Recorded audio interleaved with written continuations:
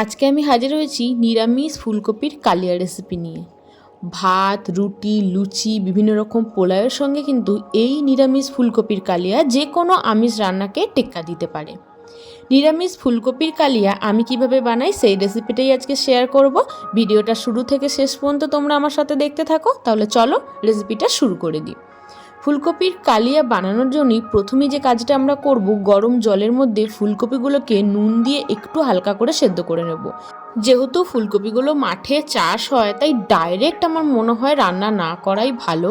যাদের খেতে চাষ হয় একদম টাটকা, তারা যদি টাটকা রান্না করা যায় সেক্ষেত্রে অসুবিধা নেই, কিন্তু বাজার থেকে কিনে এনে ফুলকপি একটু নুন দিয়ে জলে একটুখানি গরম জলে ফুটিয়ে নিলে ফুলকপির মধ্যে কোনো জীবাণু থাকলে সেটাও মরে যায়, আর যে কোনো নোংরা জিনিস থাকলে সেটাও বেরিয়ে যাবে। জাস্ট একটুখানি টকবক করে জলের মধ্যে নুন দিয়ে ফুলকপিটাকে সেদ্ধ করে নিয়েছি, খুব বেশি কিন্তু সেদ্ধ হয়নি। ফুলকপিটাকে তুলে নিয়ে জল থেকে কড়াই পরিষ্কার করে আবারও বসিয়ে দিয়েছি। দিয়ে দিলাম 4 চামচ সর্ষের তেল, আর তেলের মধ্যে দিয়ে দিচ্ছি হাফ চামচ নুন।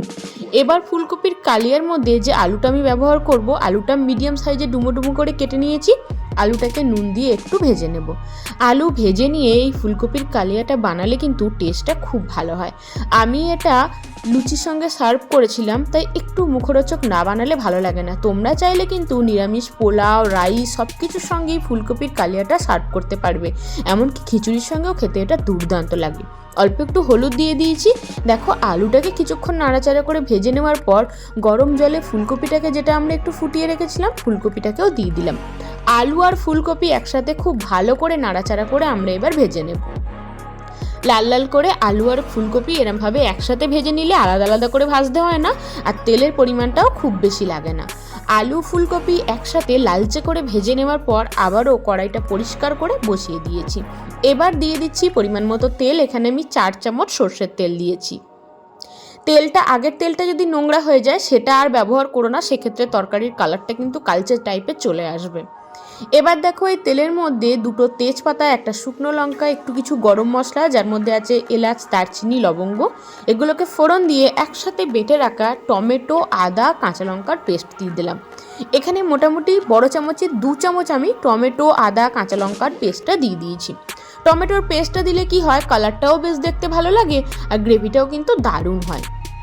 দেখতেই পাচ্ছ, খুব ভালো করে নাড়াচাড়া করে আমরা কষিয়ে নিয়েছি। একে একে এবার শুকনো মশলাগুলো এর মধ্যে দিচ্ছি, যার মধ্যে আমি দিলাম 1 চামচ কাশ্মীরি লঙ্কার গুঁড়ো, যাতে কালারটা খুব ভালো হয়, 1 চামচ হলুদ গুঁড়ো, হাফ চামচ জিরে গুঁড়ো, আর হাফ চামচ ধনে গুঁড়ো। সব কিছু শুকনো মশলা দিয়ে মশলাগুলো ভালো করে নাড়াচাড়া করে আমরা কষিয়ে নিচ্ছি। মশলা থেকে যখন একদম লালচে কালারের তেল ছেড়ে দেবে, তখন 2 চামচ টক দই আর 4-5টা কাজু একসাথে মিক্সিং জারের মধ্যে বেটে নিচ্ছি। নিরামিষ ফুলকপি কালিয়া বানানোর ক্ষেত্রে কাজু আর দইয়ের পেস্টটা কিন্তু অবশ্যই দিও, সেক্ষেত্রে কিন্তু গ্রেভির যে ঘনত্বটা সেটাও ভালো হয়, আর টেস্টটাও দারুণ আসে। কাজু আর দইয়ের পেস্টটা দেওয়ার পর কিছুক্ষণ নাড়াচাড়া করে নেব। যখন তেল ছেড়ে দেবে, এবার দিয়ে দিচ্ছি নুন পরিমাণ মতো। নুন দিয়েও খুব ভালো করে আমরা মিশিয়ে নিচ্ছি। মশলাটাকে বেশ কিছুক্ষণ আমরা ধৈর্য ধরে কষিয়ে নেব লো টু মিডিয়াম ফ্লেমে। তারপর ভেজে রাখা ফুলকপি আর আলুটাকে মশলার মধ্যে অ্যাড করে দেব। নাড়াচাড়া করে খুব ভালো করে কষিয়ে নেব। অল্প একটু জল দেব, খুব বেশি জল দিতে হবে না, যেহেতু এটা ফুলকপির কালিয়া বানাচ্ছি। কালিয়া সাধারণত একটু বেশি ঘনত্বেরই হয়, খুব বেশি ঝোল হয় না। মশলার সাথে ফুলকপি আর আলুটাকে আমরা ভালো করে কিন্তু কষিয়ে নিচ্ছি, যাতে ফুলকপির সঙ্গে আর আলুর সঙ্গে মশলাটা ভালো করে কষানো হয়ে যায়। দেখো, নাড়াচাড়া করে কিছুক্ষণ আমরা মশলাটাকে কষিয়ে নিয়েছি। তারপর এখানে দিয়ে দিচ্ছি 1 কাপ মতো গরম জল। হ্যাঁ, জলটা কিন্তু অবশ্যই এখানে গরম জলটা দিও, না হলে কিন্তু তরকারির টেস্টটা অনেকটাই কমে যাবে। 1 কাপ গরম জল দিয়ে দিয়েছি। খুব ভালো করে আর একবার মিশিয়ে নিলাম।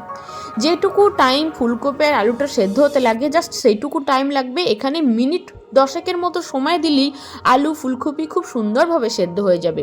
10 মিনিটের জন্য এটাকে ঢাকা দিয়ে রেখেছিলাম। এদিকে আলু আর ফুলকপি খুব সুন্দরভাবে সেদ্ধও হয়ে গেছে। কালারটা দেখো, যতটাই দেখতে সুন্দর হয়েছে খেতেও কিন্তু ততটাই ভালো হয়েছিল।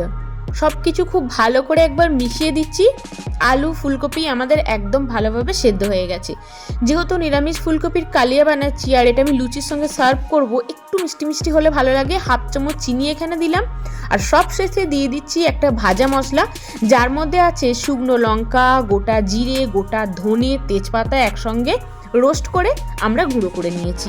এই ভাজা মশলাটা দিলে কিন্তু এই তরকারির স্বাদটাকে আরও দ্বিগুণ বাড়িয়ে দেয়। তোমরা চাইলে এখানে গরম মশলা গুঁড়োও ব্যবহার করতে পারো। আমি যেইভাবে দেখালাম সেম রেসিপি ফলো করে তোমরা ফুলকপির রোস্টও বানিয়ে নিতে পারো। দেখতেই পাচ্ছ এখানে আমাদের আলু ফুলকপির কালিয়া একদম রেডি হয়ে গেছে। নিরামিষ যে কোনো দিনে এটা বানিয়ে ফেলো, যে কোনো আমিষ রান্নাকে এটা টক্কর দেবে।